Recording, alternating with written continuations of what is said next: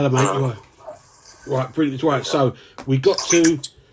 You were just leaving Brighton to go to Scotland. You'd met a student, did you?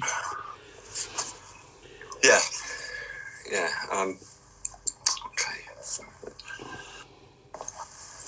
Yeah, I met someone and I went to Glasgow. I started in Sex Gods. Terry had introduced me to Charles Bukowski. I started to read that and other literature and that, and with wanting to be a poet, I set about investigating that lifestyle in Glasgow. Yeah.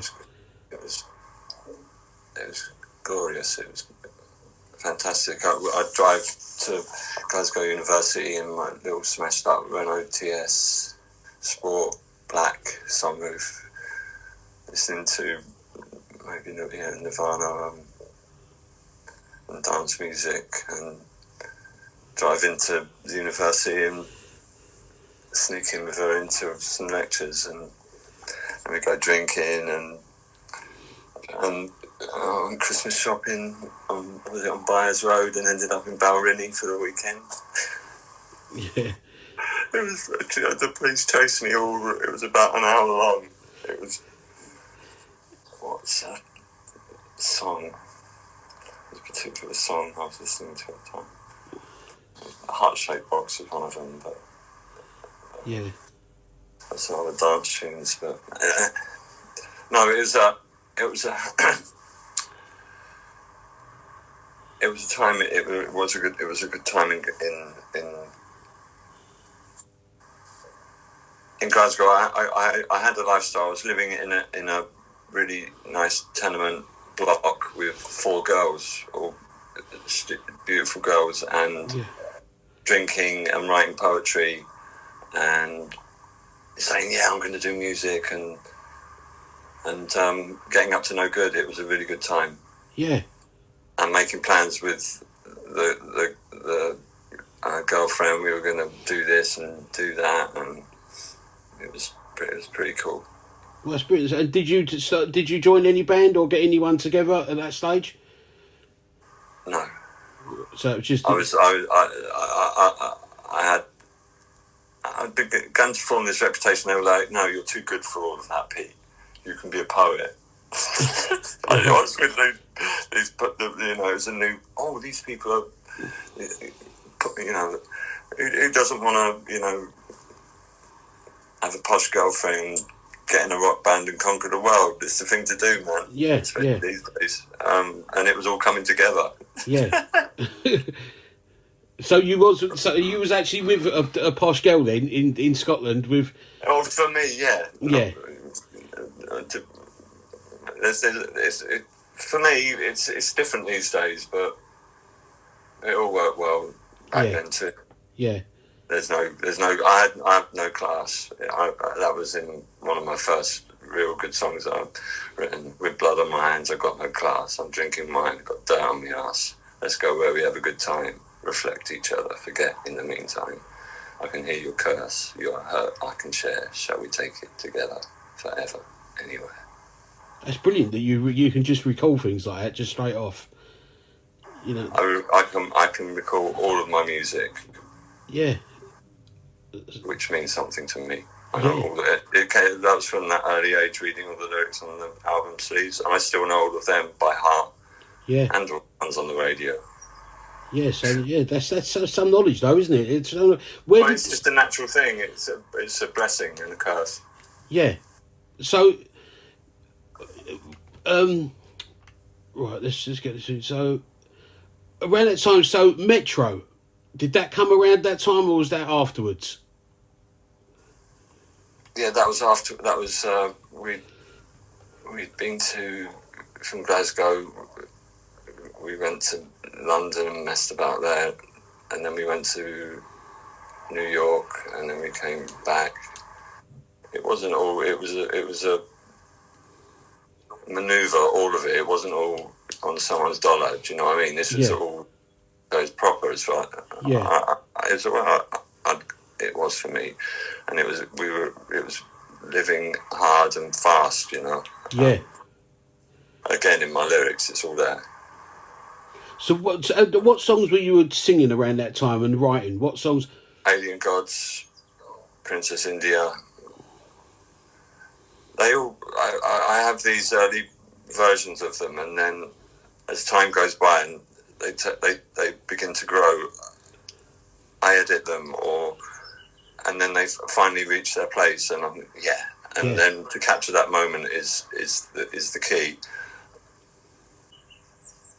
Yeah. Are you for me in my writing process? But yeah, a lot of those songs came about through that lifestyle, which and Napoleon sort of was beginning there, really. Yeah, well, it did, because that was in New York.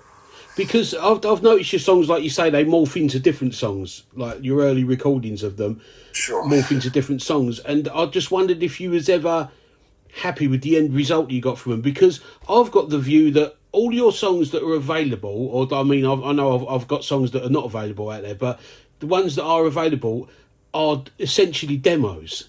They're not... Exactly. I had to adapt. I did not have the luxury of being put in a studio and coming up with a product. So I'm constantly working at my art. Yeah, yeah.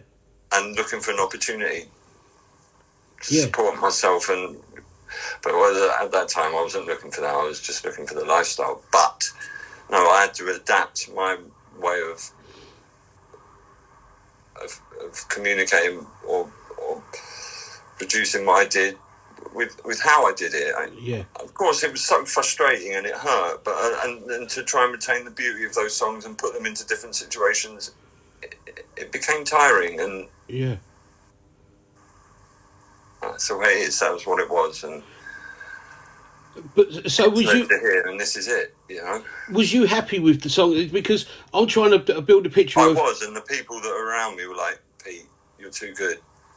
Honestly, they were like, "This is beautiful." It was an acquired taste. It was because it was sophisticated. It wasn't mainstream. It was jazzy. It was pretty soulful, and I wasn't a very good singer, but I had this sort of tone, it was mine. So there wasn't anything that sounds like it, and my fans, like, to these days, it's their thing. Yeah, which I think is right. But I was just trying to say, when I first read Alien Gods and then the first draft of Siberian Fur and how different they were and then what they become to, I just wondered, was you happier with the early versions or the versions that you finished on?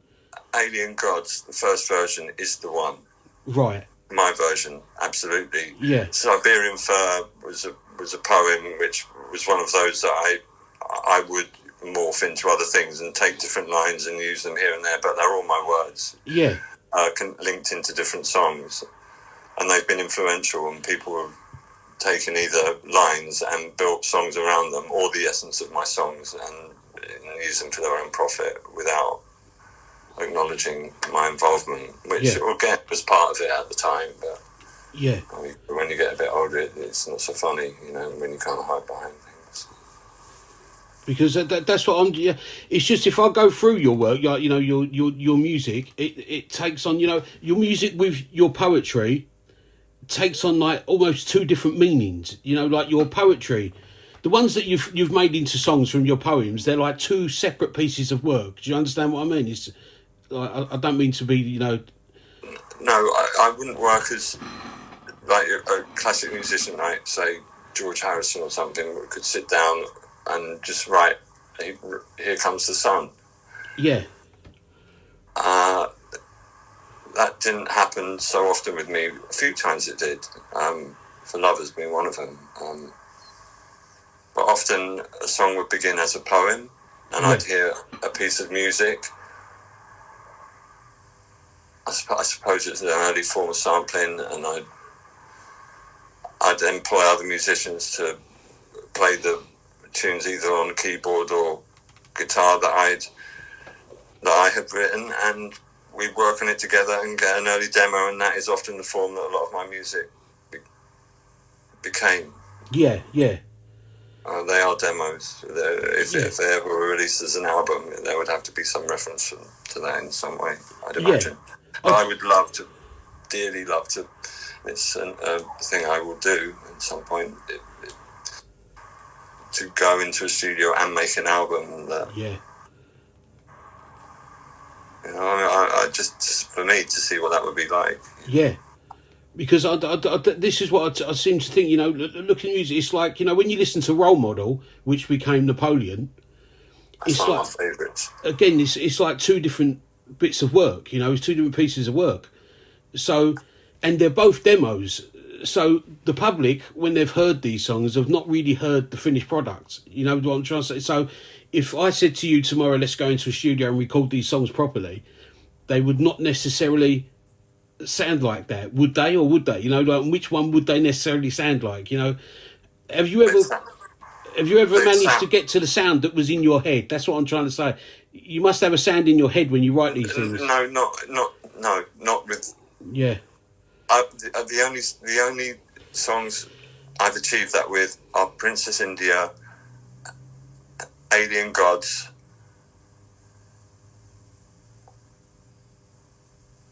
to a degree, Withdrawn and Shaken. Yeah, Withdrawn and Shaken for certain, and Darkson Sea. Yeah. And to a degree, Bohemian Trinkets. And there are a couple of others, but no, mostly, certainly not Napoleon or For Lovers, or From the Darkness Nearly. I suppose that's a really good overall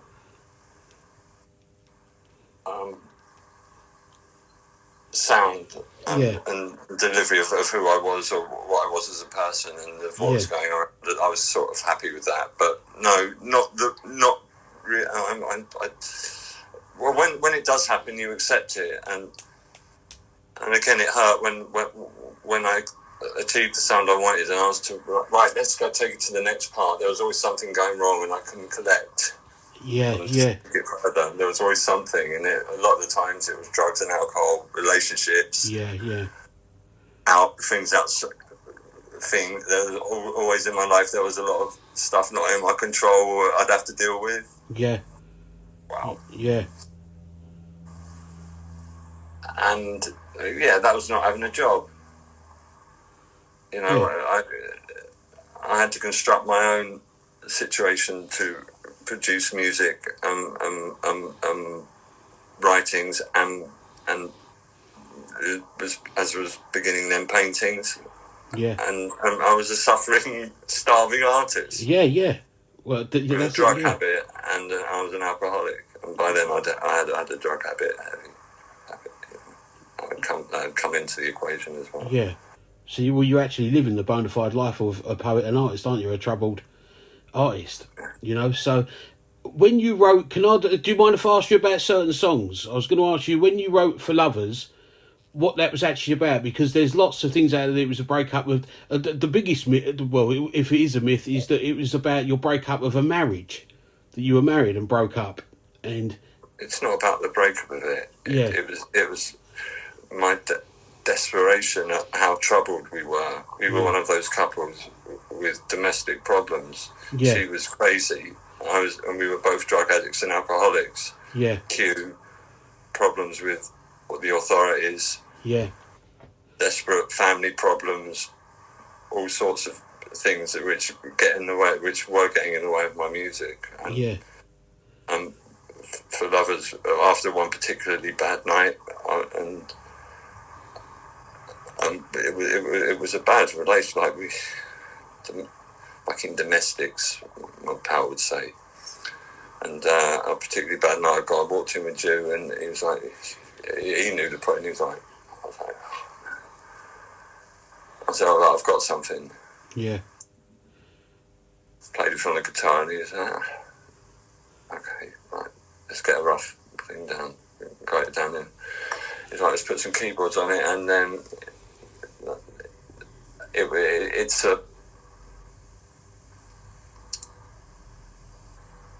it's absolutely true, and it worked. And as soon as we finished that recording, it had captured the essence of I forgive you everything.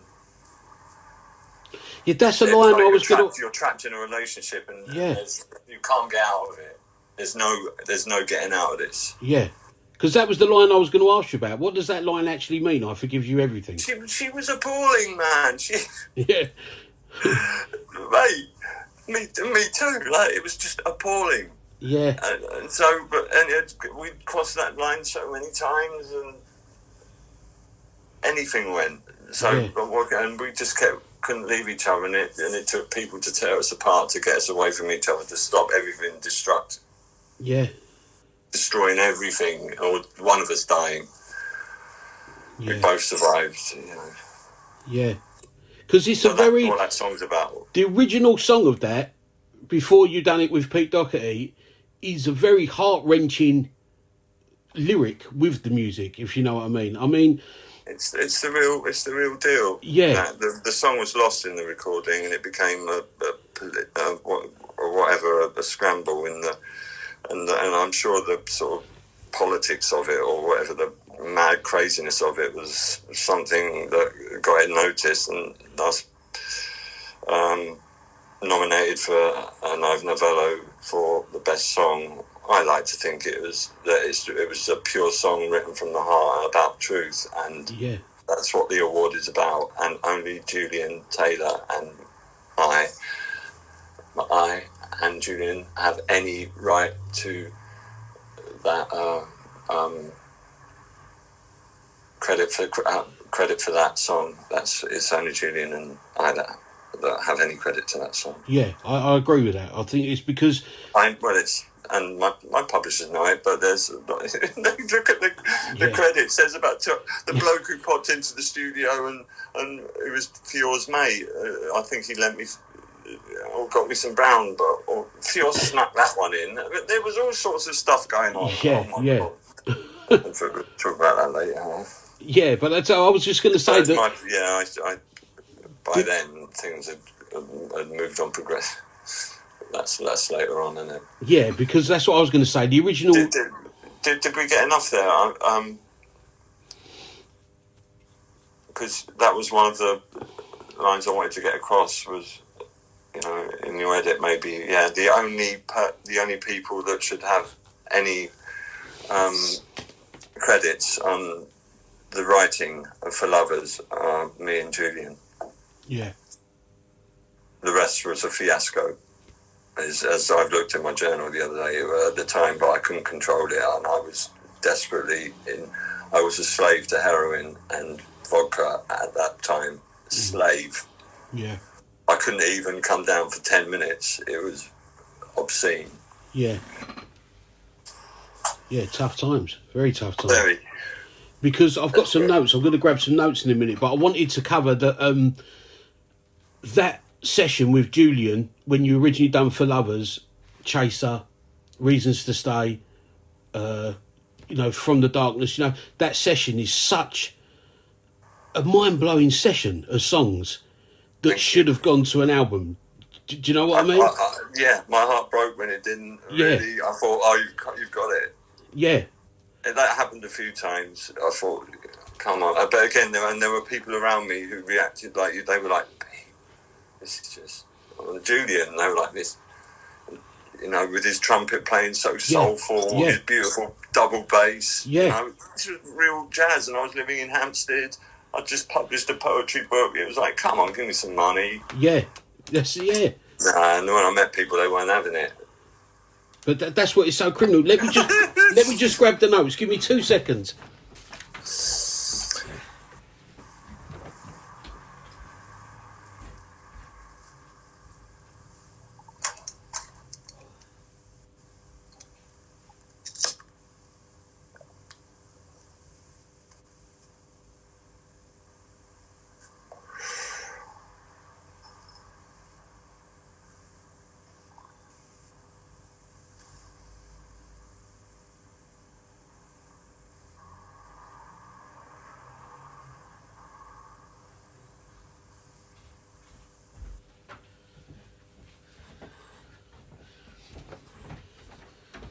That's it. Sorry, Pete. Right, that's what I was saying. Yeah, so that body of work should really... That was the basis for an album. I mean, there's lots of songs from that For Lovers session. There's, 10, 11 songs. which is an album's worth. So, and it seemed to me at the time, you know, that by the time you've come to a stage where you can start recording, people are then pulling you in all different directions and the songs in different directions. And for me as a fan, they started to not work. It's like, for others, when he changed that line, Peter, it just didn't, you know, hearing the original, it's such a meaningful song. Then when he throws in the bit about the jailer, it's about, you know, why is this suddenly about you, Pete? You know, and you getting banged up for the burglary or whatever it was to put it in. It wasn't a... I protested, but I needed money badly at this time, and treatments. I was in such a bad way. I was desperate, and I just wanted to get that song out and get that first check in that was being promised. I needed that money. Yeah. Bad. Yeah, of course, yeah. Bad. I was going to die. Yeah. So, yes, it's that powerful. So I just said, yeah, fucking... And I remember me and Jeff Travis at the Strokes concert. Be careful what I say.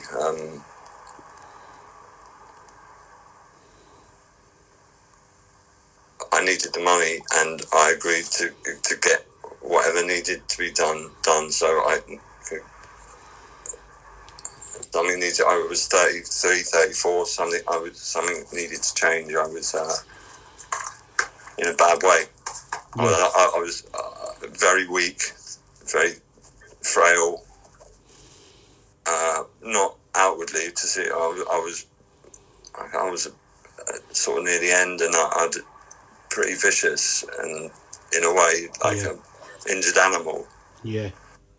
And everyone took advantage, as they do. I look back at it, it hurts, of course. Yeah, of course. I was just so desperate for drugs and booze to block out what was happening. Yeah. So makes it. Yeah, it makes a lot of sense. It makes a lot of sense that around the... I don't really want to... Yeah. So I didn't really want to move into that Pete Doherty part just yet. You know, I wanted to keep you a bit... Yeah, we can go there if you wish. I just think, you know what, sort of... We need to cover some nitty gritty parts early on, I think. Yeah, but so the first part is this. How can I put it? This relationship you had, this toxic relationship that you was in, you know, was that around the time that you was writing the songs From the Darkness, Role Model, Taking the Booty? Because they're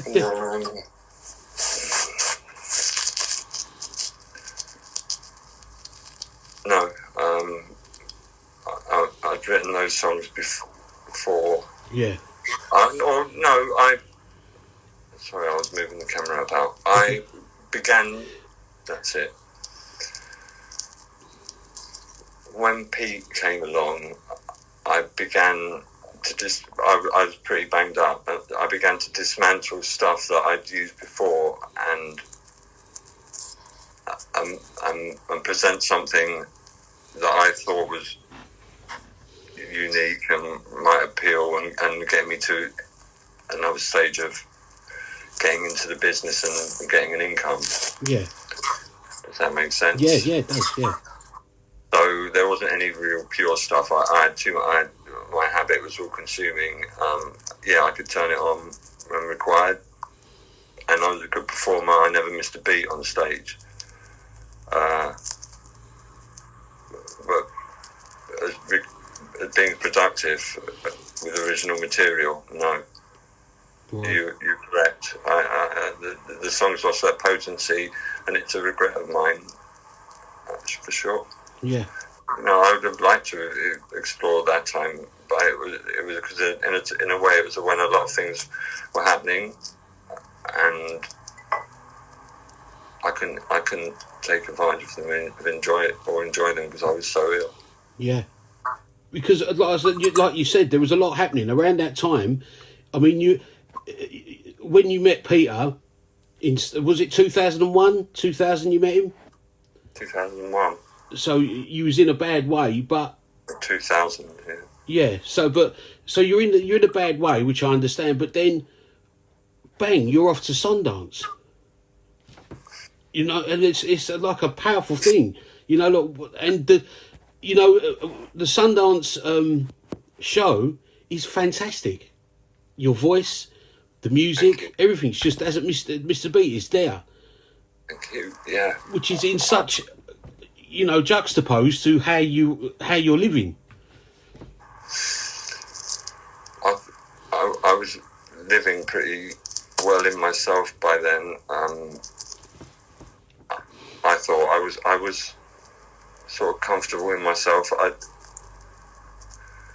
During recovery, I had managed to get a booking at the Sundance Film Festival on the closing night by chance meeting during my recovery on a methadone program in California at a health spa. And I came back from California to London with this and returned to using heroin immediately, but set about forming a band and doing some gigs in town, and then going to Sundance. Yeah. Yeah. So it was a really good, really the best time of my musical career that I can remember having, and being aware and just comfortable. There was a good time, and that was it. Yeah. Because I'd nearly died and just left on a plane and somehow I couldn't get on a program in London. That was it, to get off of heroin, and a friend of a friend. I just arrived in, I think I arrived in Sacramento, and they took me to the town hall, and they just, as someone that had just flown in on a plane, I was shaking. They carried me in, and she said, "Oh, and I'm Peter. I'm from England. I need help." And you poor love, and sign here. And I was whisked off to a methadone clinic. Yeah. And I recovered quick. Yeah. It was like, oh God, what? Suddenly I was with people that cared about me. So I was like being reborn. So yeah, I came back that was my first real comeback from the dead. I think, and that's what I wrote. I wrote Back from the Dead, and that was the song that worked with him because him singing it made sense. Yeah, I heard it said. Yeah, because he mentions a line in that one, doesn't he, as well? That there's nothing nice around me. Which is that's my line. Yeah, which is your line. Benefits. Yeah. 1991. Yeah. That was no bit that was with Tim in Bounds Green, about 94. That Spectre Fears got recorded. Yeah. But again, very powerful lines you write. You write. Yeah, he liked that line, and it was sort of true at the time. I could walk into rooms and stuff, and it was nothing. It was a thing I'd always done, but now it was in a different way. Yeah. It also follows on. I know this is Ice Cream Gorilla, but was the original line had that tag on as well as there's nothing I hate more than myself. That where it carries on to. I mean, was that a whole thing from an earlier song, or was it you added to that even more for Ice Cream Gorilla? I think that line is from. That was written for that song, but it is from the same. Yeah. Time as Spectre Fears. It will be in one of my journals. Yeah. And it was true. I had a healthy dislike for myself, and I used to ridicule people who indulged in self-love. This day, but how that's become. Me and my people used to sit around in Mahometan in my beautiful split level flat, and we just watched the telly. Look at that! Look at him! Look at her! Oh my God! It's terrible. But this is where it's. We just ripple apart, man. But this is where it's ironic for me in a way, because you deliver lines in your songs sometimes like a punch in the throat. You know, you listen to your song and you think, fucking wow, like that's a real, and you reveal so much of your feelings in that one line, that one sentence. It's like fucking hell, like you don't ever put a screen up on you. You know, you just go wallop. This is what it is. Do you know what? I've worked so hard at writing my songs. It's such a. I get so involved with it. I get with everything that I do. I want to do it as best as I can, Yeah. and I go through all sorts of process, and I'm really intricate with them, and then they eventually come out as something that hasn't. I work hard at them, and when someone appreciates them and the impact that they have when they listen to them, it means a lot to me, man. Thank you. Yeah, no, thank you. It's just and I find it ironic because at that stage you can see them by the songs that you're writing. If you bother to look at the lyrics and listen to what you're writing, it's a total juxtapose to where Peter Doherty was, because Peter was very into admiring himself, you know, and playing a part, whereas you was just you, and you wasn't. You was totally the other way. You wasn't admiring yourself at all. You was almost self-loathing. So it's. I think that's right. Kind of worked. He's the kind of person that had a lot of self-love, but it would appear that he had absolutely none at all. And he played it really well. He's a strong person, robust. He can come through a lot. Yeah, he did a lot of shit. You know, there was a different aim for him. It was, you know, he was more of a mainstream figure, and he mattered to people, and I was more behind the scenes, artistic, the songwriter, the composer, and that's how I saw it. Yeah. And I thought that's how other people saw it, but they had other things in mind, maybe. Well, I think that's definite. You know, I think it's that. You know, the heroin game and the crack game that they were involved in, I was involved in. It's a bit like love. You know, you pay your money, you take your chances, or all's fair in white and brown, all's fair in love and war, you know. And there's an element of that to it. It's not fair, and it gets fucked up. And I don't. You need a strong disposition to survive that situation, and a lot of our friends didn't. That's as much as I say about. I can say more, but that about sums it up. And it fucks with the music, and it unfucks with the music. There's a place for it, and not a place for it. It is, and it becomes what it is. It could have been something else. We all have our,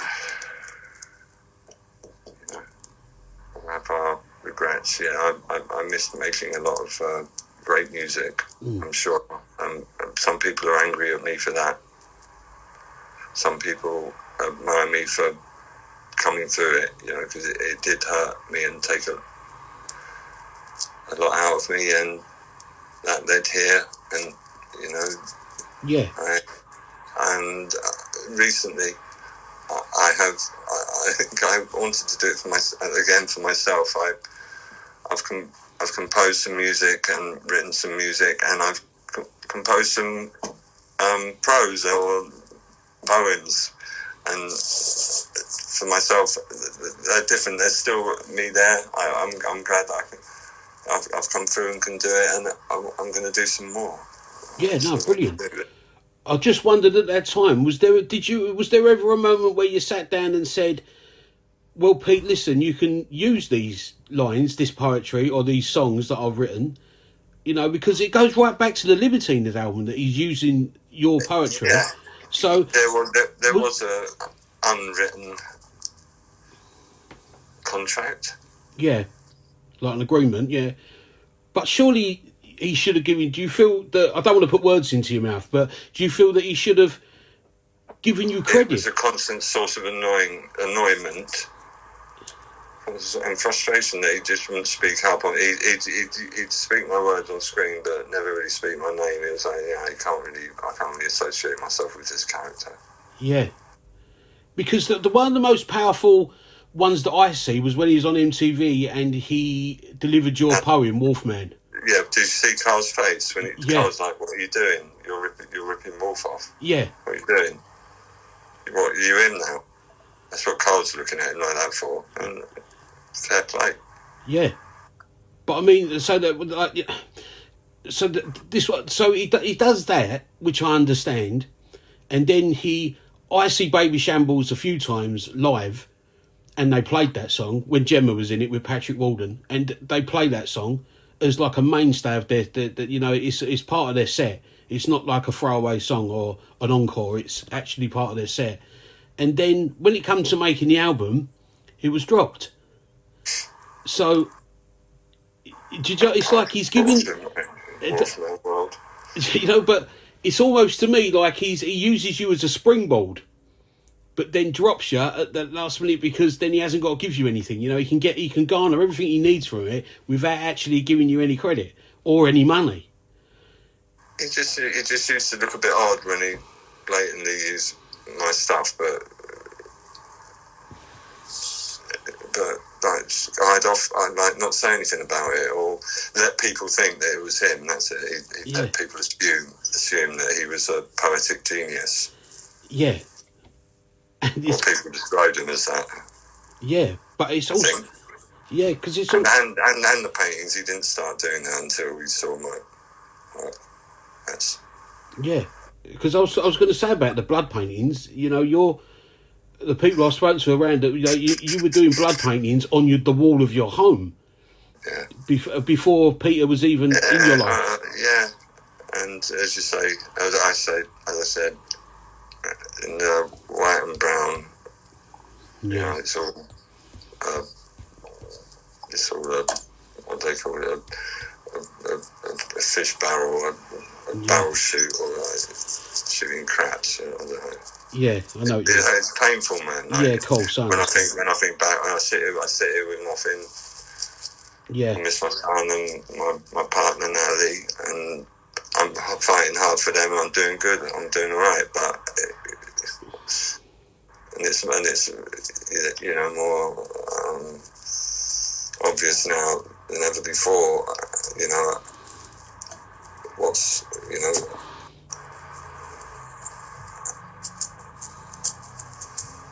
Yeah, it's not.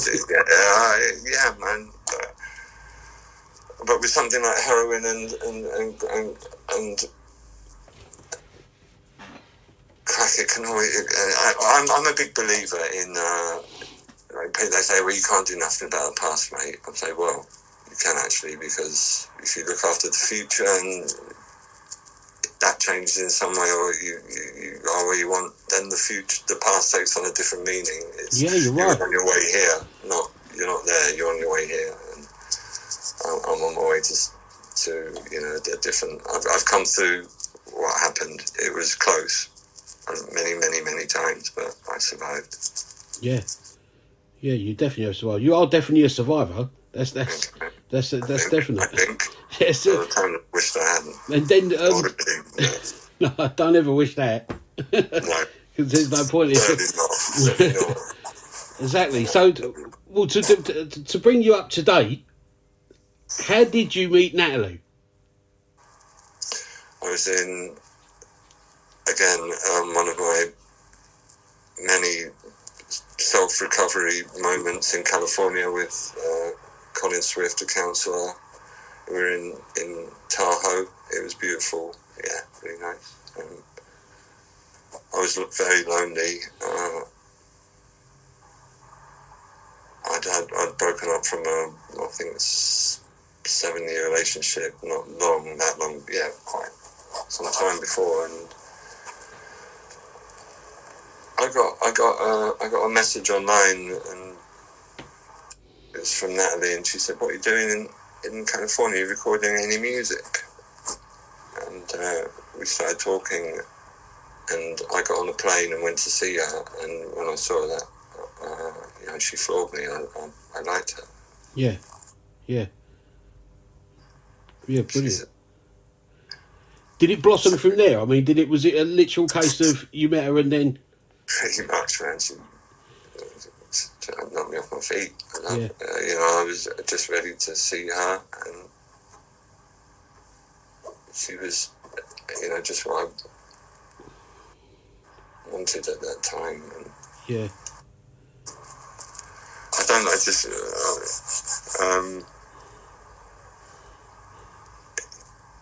It was a time of, you know, I was nursing a lot of wounds, and again, and I didn't really expect that to happen, and it did. Yeah. It healed me, and you know, and it's helped me to hear. So far, I've known Natalie now for 6 years, so, and we're still together, so. Yes, it's good. Good, man. Well, is it an impertinent question to ask you what you like about her? What attracts you to her? She's beautiful, really beautiful. She's a great dancer.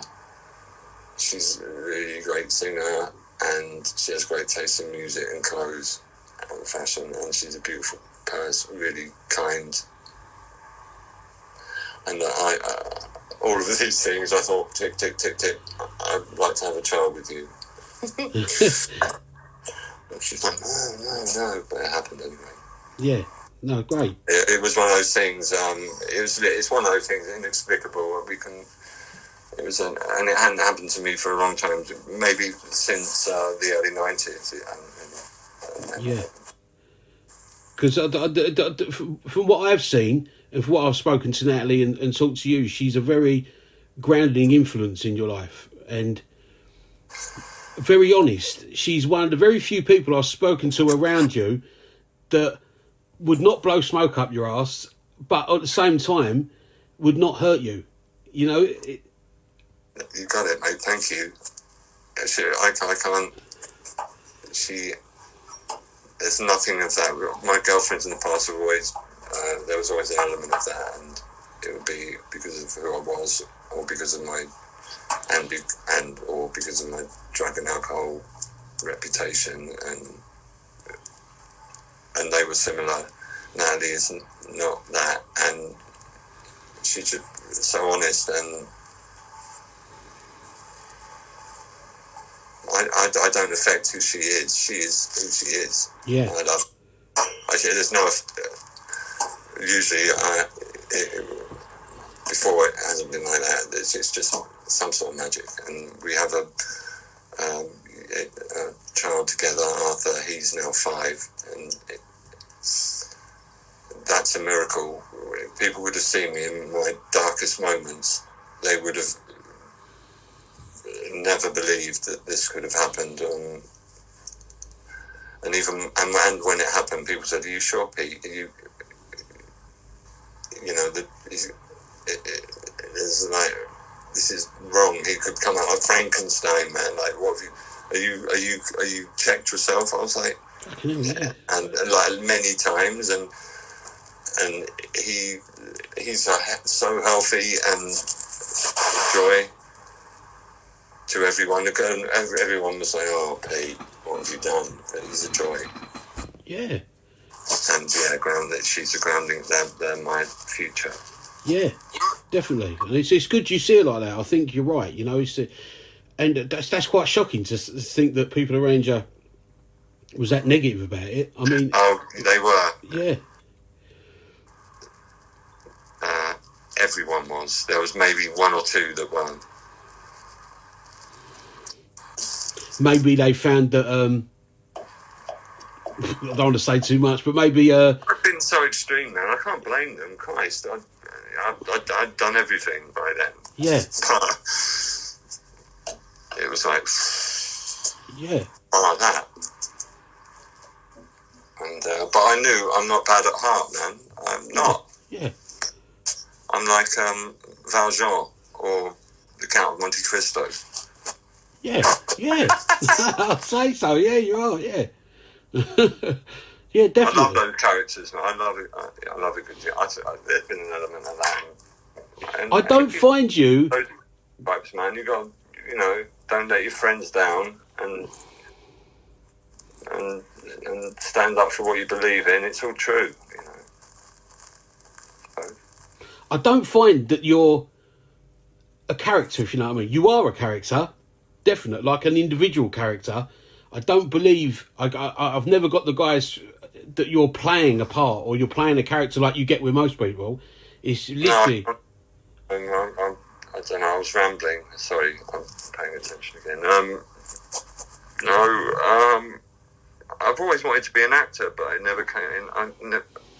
It never came around. That's one of my regrets. You're in that film, though, aren't you? The fucking yeah. I was the best in the team. Easy. Didn't pay me the bastard. Did you didn't get paid for that either? Fuck's sake. I think I did. Yeah. I spent it in about 10 minutes.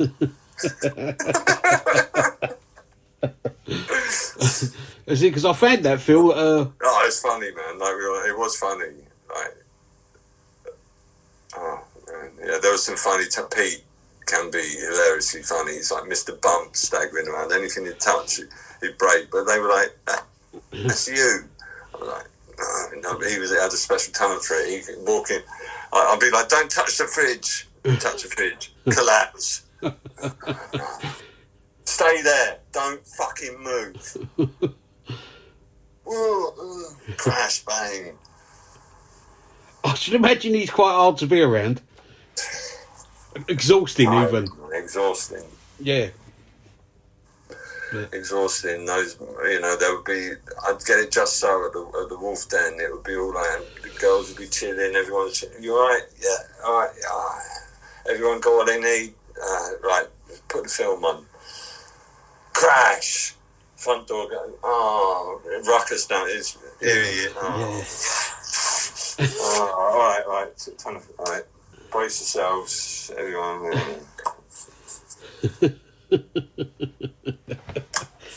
Some good times, though, eh? Some good times. No, it was, yeah. Oh, definitely. The worst time was when he took me. Someone was playing piñata with my disco ball. I took exception to that, man. Yeah. No, don't touch the disco ball. Yeah.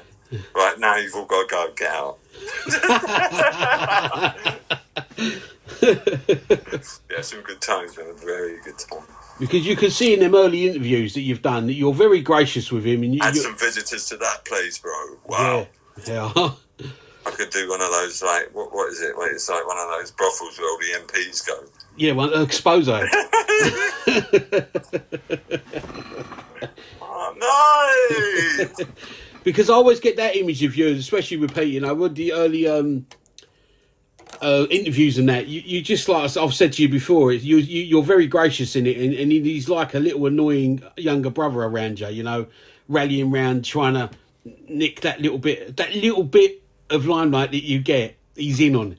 It's like he doesn't, and you can see him a lot doing that with other people. It must have been, exhausting. I was never paying attention. I was too busy being annoyed by him. Yeah. I'm like, fucking hell. That bit is brilliant.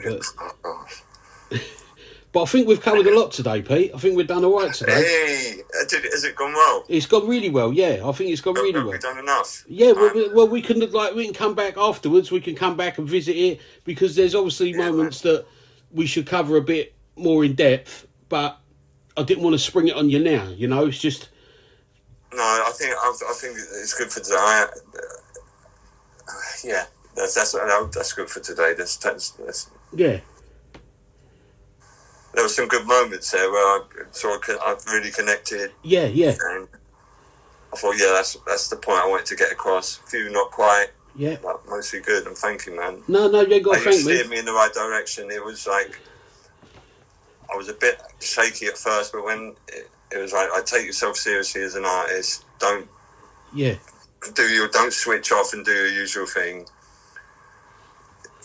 Yeah, thanks. No, I think you've done well. I think it's just that what I'll do now, because I was never going to use it as like a one long in playing video anyway. It's just I'm going to chop in. Yeah, I know that. Yeah, I know that. So we're getting bits and bobs, and we got time to go and things to do, but I think that was a good vibe for a start. Yeah, it'd be brilliant. Like I say, I think that we should leave it there today because I wanted to get yeah, you got Andy coming up. Yeah, and I want to know what he's got to say first before, and then I can come back to you. Do you know what I mean? But I'll send you his interview anyway. When I've done the interview and edited, not edited, but got it down on my PC, I'll send it over to you so you can listen to it all. So, and then we can come back and address things. And I didn't want to go to none of them areas yet before I'd had a chance to speak to him, you know. So, but no, Pete, I really appreciate it. And like I say, I'll be obviously in touch constantly anyway. But we'll come back to this, and I think you've done brilliant, Pete. You're right relaxed. You've done really brilliant. Awesome, man. Right, I love to see. Yeah, it's certainly different feeling to the other one. Yeah, good. It's not the same thing anyway, but brilliant. Thanks, Dan. No problem, Pete. Mate. Have a nice day, mate. I'll speak to you soon. I'll speak to you a bit later on, yeah? Yeah, definitely. I'll let you know how it goes. Okay, mate. Cheers, mate. Take care. Bye. Bye, Pete.